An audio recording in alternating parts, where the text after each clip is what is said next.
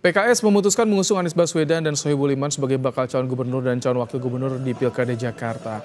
Presiden PKS Ahmad Syahiku yakin pasangan ini bisa saling melengkapi untuk memimpin Jakarta. Syahiku meminta semua kader PKS berjuang memenangkan pasangan ini. Maka Dewan Pimpinan Tingkat Pusat DPTP PKS pada rapat di hari Kamis 20 Juni 2024 telah memutuskan mengusung Bapak Anies Rashid Baswedan sebagai bakal calon gubernur dan Bapak Muhammad Sohibul Iman sebagai bakal calon wakil gubernur. Siap berjuang memenangkannya? Sementara itu, PD Perjuangan menyebut peluang Anies Ahok berduet sangat kecil, namun bukan berarti tidak mungkin. Ketua DPP PDIP Riko Sutarduga menyebut ganjalan utama karena aturan yang tidak memungkinkan mantan gubernur mencalonkan diri jadi wakil gubernur, serta apakah kedua tokoh itu dan para pemilihnya mau jika Anies Ahok bersanding. Soal Anies yang didukung PKS, PDIP mengucapkan selamat, tapi PDIP melihat semua parpol masih punya kemungkinan berkoalisi.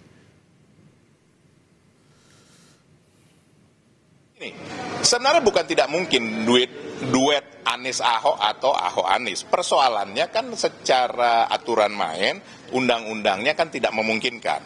Yang sudah pernah menjadi gubernur tidak boleh menjadi wakil gubernur. Yang sudah pernah menjadi kepala daerah di satu tempat yang lain tentu tidak menjadi kepala daerah di tempat yang lain dalam posisi yang sama. Nah, tapi saya kan sampaikan tidak 0,0001%. Sekali lagi dengan segala kerendahan hati tidak ada satu partai pun yang bisa mencalonkan sendiri, termasuk PDI Perjuangan, termasuk PKS.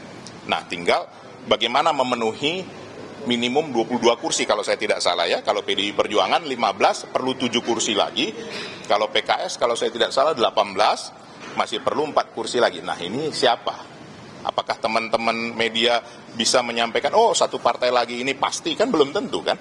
Karena belum ada yang namanya keputusan final. Sekjen Partai Gerindra Ahmad Muzani menyebut partainya dan Golkar sedang membicarakan sosok yang bakal maju dalam Pilkada Jakarta 2024. Mengenai peluang Ridwan Kamil maju di Pilkada Jakarta, Muzani mengaku partainya belum mengeluarkan surat rekomendasi untuk siapapun di Pilkada Jakarta. Ini lu ceritanya DKI kan maksudnya? Iya. Ya nanti dibicarakan gitu. Berarti Bang, kemungkinan Gerindra akan mengeluarkan surat rekomendasi untuk sosok lain begitu di Pilgub Jakarta begitu Pak Sekjen? Sampai sekarang belum dikeluarkan rekomendasi untuk DKI. Bang, apakah betul kalau misalnya Gerindra dan Golkar udah Saya belum taken rekomendasi untuk DKI. Bang Muzani, apakah betul RK begitu ya Pak Muzani? Saya belum taken untuk DKI. Untuk siapapun. Apalagi?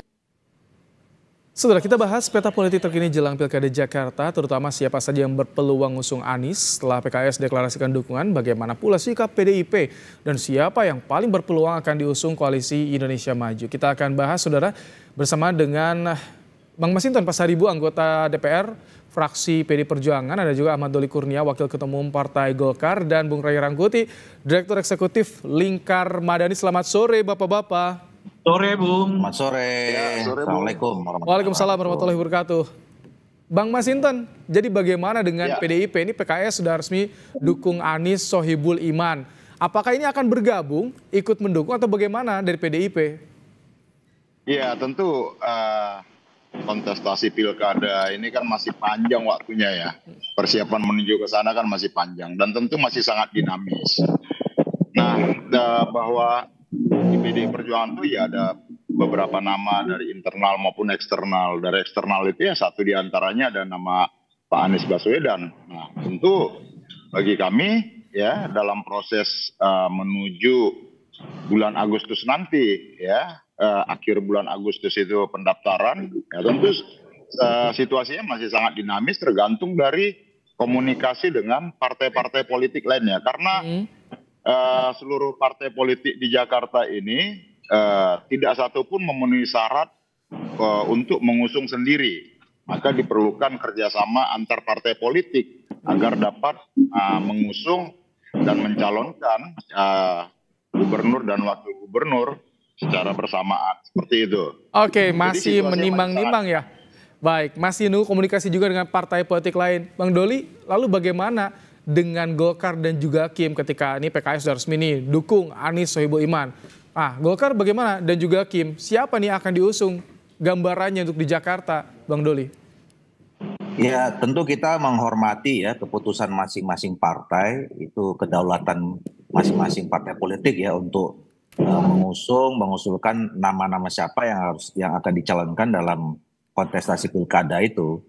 Nah, jadi kalau soal Golkar kan selalu mempertimbangkan ya dan kemudian memprioritaskan kader-kadernya yang untuk kita dukung menjadi calon-calon kepala daerah. Nah, untuk Jakarta sendiri kan sampai saat ini kami belum memutuskan apa-apa dan kemudian juga belum mengambil langkah apa-apa. Artinya surat tugas yang pernah kami sampaikan kepada 3 orang di Jakarta, yaitu Saudara Ridwan Kamil, kemudian Saudara Erwin Aksa dan Ahmad Zaki Iskandar itu belum kami cabut gitu. Dan kami sedang terus mencermati, kemudian berkomunikasi intensif dengan teman-teman Koalisi Indonesia Maju dalam beberapa ya sebulan 2 bulan ke depan untuk nanti kemudian akan kami putuskan siapa yang akan dicalonkan dan kemudian bersama-sama dengan Partai Koalisi Indonesia Maju. Baik, Bang Rey, apa yang Anda baca dari keputusan PKS ini dengan resmi atau mendukung Anies dan Sohibul nih? Ini sengaja untuk menguatkan posisi tawar PKS atau bagaimana menurut Anda? Ya, jujur saya takjub sedikit dengan langkah PKS ini ya. Bukan pasangannya, kalau melihat Iman dengan Anies dengan Iman itu ya udah kejebak dari awal. Yang membuat saya takjub itu bukan itu. Tapi kan baru 3 hari yang lalu PKS menyebutkan calon mereka itu adalah Pak Sohibul Iman untuk calon gubernur DKJ begitu ya. Tiba-tiba hanya berhitung 3 hari berubah sekarang menjadi Sohibul Iman hanya jadi calon wakil gubernur ya kan. Itu yang membuat kita terkejut. Kok cepat sekali perubahannya gitu. Apa yang terjadi di PKS sehingga hanya dalam hitungan 3 hari kok posisinya udah berubah gitu. Tapi saya kira ini menggambarkan 2 hal. Pertama adalah kayaknya PKS kembali ke mood awal deh gitu ya. Apa mood awalnya itu? Kemampuan lobby yang memang tidak terlalu memadai gitu. Kemampuan negosiasi yang nggak terlalu memadai gitu. Kenapa saya katakan begitu? Ini kan udah 2 kali nih PKS dengan model yang kayak begini kan. Tahun 2017 dahulu Sandiaga sama Mardhani Alisera gagal. Akhirnya digantikan oleh Anies sama Sandiaga kan. 2000 berapa tuh yang Anies yang Sandiaga lalu calon 2019 yang lalu. Sandiaga calon wakil presiden. Akhirnya mestinya posisinya diganti oleh wakil dari PKS, tetapi tiba-tiba Gerindra juga yang ambil gitu. Ini menurut saya juga strategi yang terlalu cepat untuk untuk dibaca gitu. Terlalu cepat, strategi yang terlalu cepat untuk dipatahkan gitu ya. Sehingga itu yang saya sebut tadi, ini takjub juga kita baru 3 hari kawan nih mau digadang-gadang sebagai calon gubernur, sekarang malah jadi wakil gubernur gitu ya. Itu menurut saya memperlihatkan itu yang saya sebut tadi, soal kemampuan dan kelemahan negosiasi PKS yang dari awal saya katakan itu kelemahan mendasar mereka gitu ya. Nah yang kedua tentu strategi ini akan memudahkan orang seperti Doli ya untuk memetakan situasi di Jakarta gitu. Pemilihan pemilihan Anies dengan Sohibul ini menurut saya justru memudahkan langkah Ridwan Kamil untuk masuk ke Jakarta gitu. Kenapa saya katakan begitu? Karena Anies sama siapa tadi itu Sohibul Iman itu kan satu badan gitu loh, Pak. Dengan background yang sama pendukung Anies ya. itu adalah orang PKS ya. Kebanyakan orang PKS itu milihnya Anies gitu. Lalu apakah Anies? Saya ingin dengar nih tangkapannya Bang Masinton, karena kan PDIP nama Anies itu digadang-gadang akan diusung PDIP. Bagaimana ketika kemarin PKS memberikan opsi nih Anies kader atau pasangannya Sohibul Iman. Bagaimana dengan sikap ini PDIP melihatnya? Apakah akan mendekat ke PKS atau justru mendekatnya ke PKB untuk mengusung Anies, Bang Masinton? Iya, situasi kan masih sangat dinamis lah ya. Artinya setiap partai politik kan berkepentingan untuk mencalonkan kadernya baik sebagai gubernur ataupun sebagai wakil gubernur. Dan ini kan masih dalam penjajakan semua ya. Artinya tadi yang disampaikan oleh Pak Ray juga berdasarkan pengalaman yang lalu, pilkada yang lalu, siapa yang diumumkan, siapa yang kemudian didaftarkan. Kan ternyata juga berbeda begitu ya. Nah artinya itu kan menggambarkan situasi yang masih sangat dinamis. Begitupun Pak dengan PDI Perjuangan, apakah nanti akan mencalonkan dari kader internal sebagai calon gubernurnya, atau kemudian dari kader eksternal dengan dipasangkan dengan kader internal sebagai wakil gubernurnya. Itu kan masih sangat dinamis. Tapi kami PDIP nyamannya koalisi proses, dengan PKB atau dengan PKS, Bang Masinton? Nyamannya ke PKB atau ke PKS nih kalau misalkan berkoalisi dari PDIP? Ya ini kan tergantung dari komunikasi politik nantinya ya.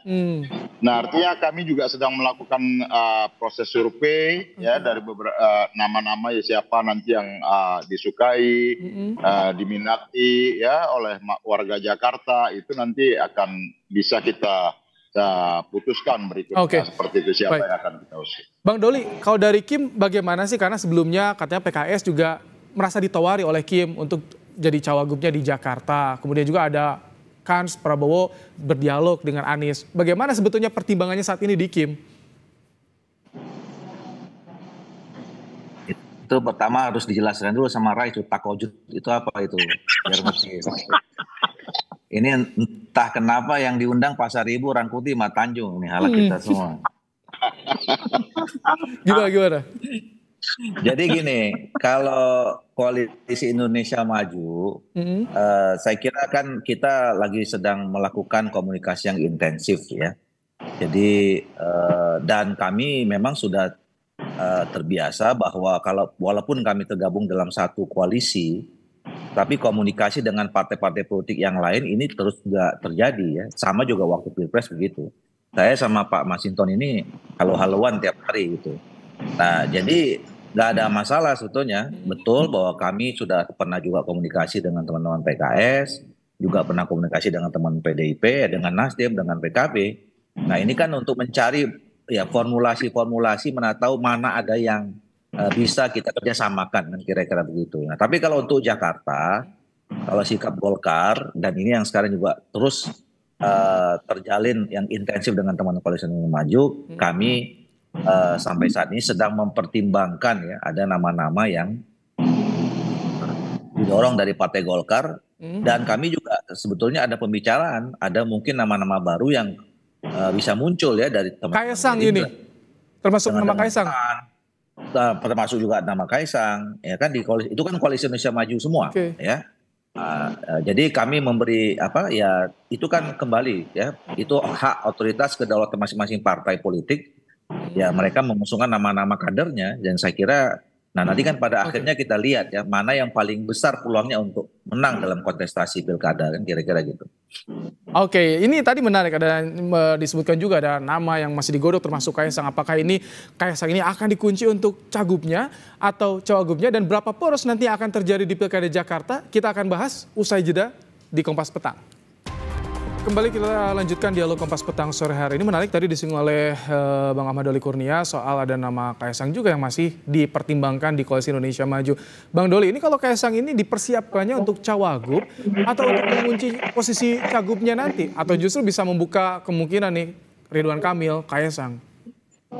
Belum. Kan tadi saya katakan kita masih memberikan kesempatan ya sama teman-teman partai politik di Koalisi Indonesia Maju untuk kemudian memunculkan nama-nama ya yang berasal dari partai politik masing-masing. Kan selama ini kan berkutat hanya 1-2 nama saja gitu loh. Nah padahal sebetulnya ada nama-nama lain yang sebetulnya perlu kita cermati dan kita sosialisasikan. Misalnya teman-teman di Gerindra itu ada Ariza Patria ya, dia wakil gubernur loh, ketua DPD Gerindra sekarang di Jakarta gitu.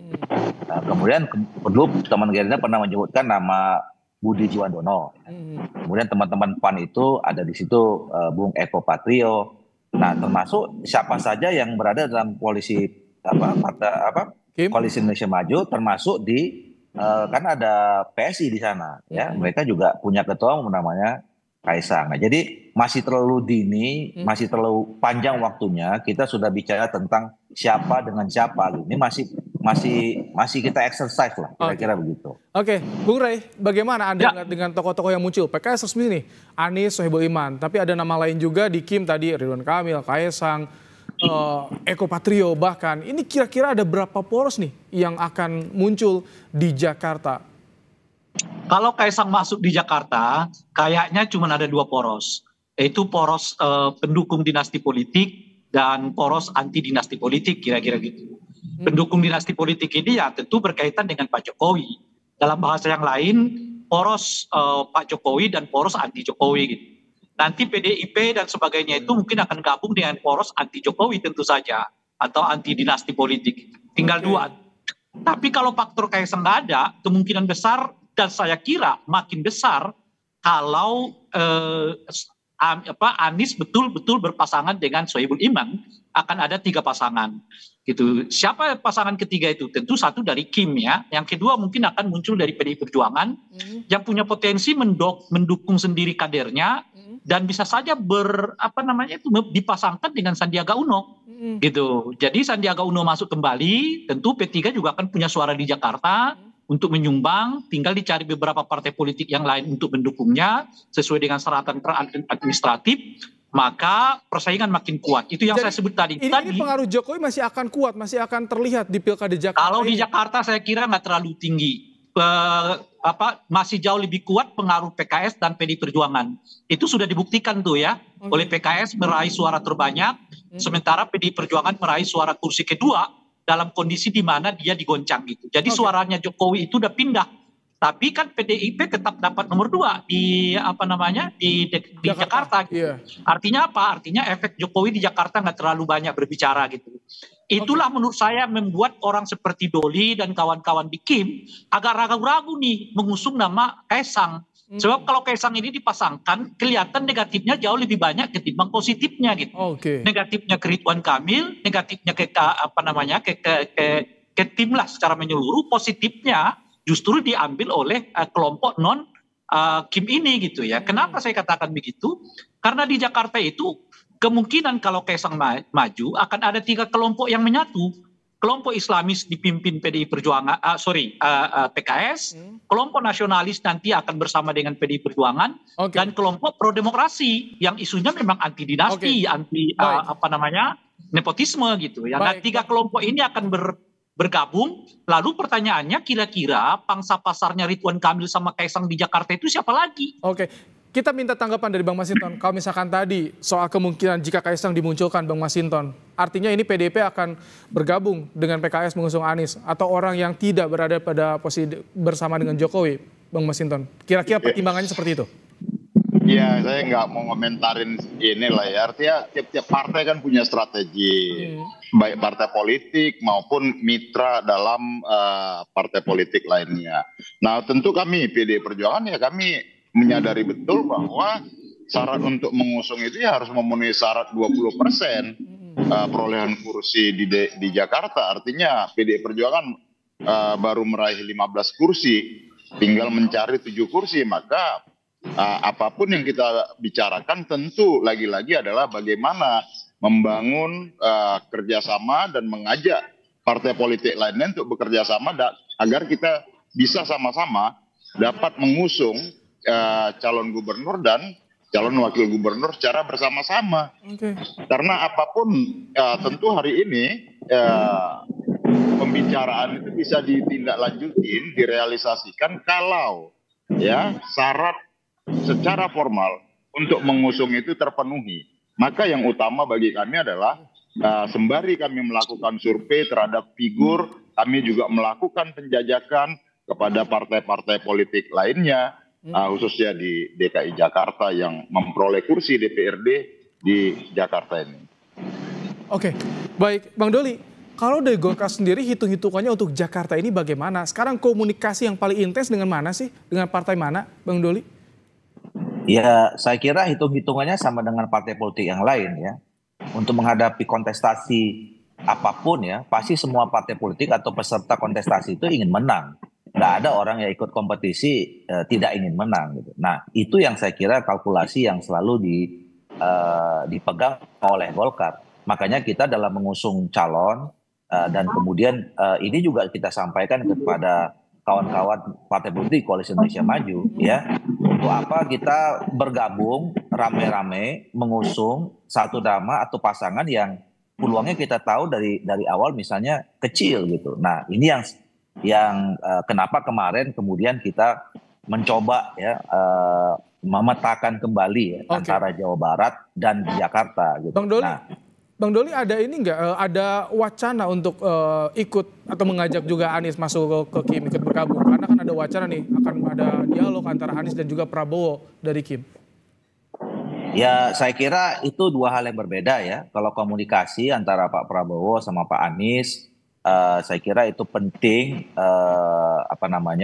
ya mungkin juga dalam kaitan untuk bagaimana kita memberikan teladan kepada masyarakat Indonesia bahwa kita ya setelah kompetisi ya harusnya kita sekarang bersama-sama membangun bangsa Indonesia ke depan. Tapi dalam konteks kontestasi pilkada, saya kira kita di dalam Koalisi Indonesia Maju belum pernah ada membicarakan soal nama-nama lain di luar nama dari masing-masing kader partai politik yang dikerahkan dalam Koalisi Indonesia Maju. Baik. Terima kasih Bang Ahmad Doli Kurnia, Wakil Ketua Umum Partai Golkar, Bung Ray Rangkuti, Direktur Eksekutif Lingkar Madri, dan Bang Masinton Pasaribu, anggota DPR dari fraksi PD Perjuangan, telah berbagi pandangan di program Kompas Petang sore hari ini. Terima kasih Bapak-Bapak.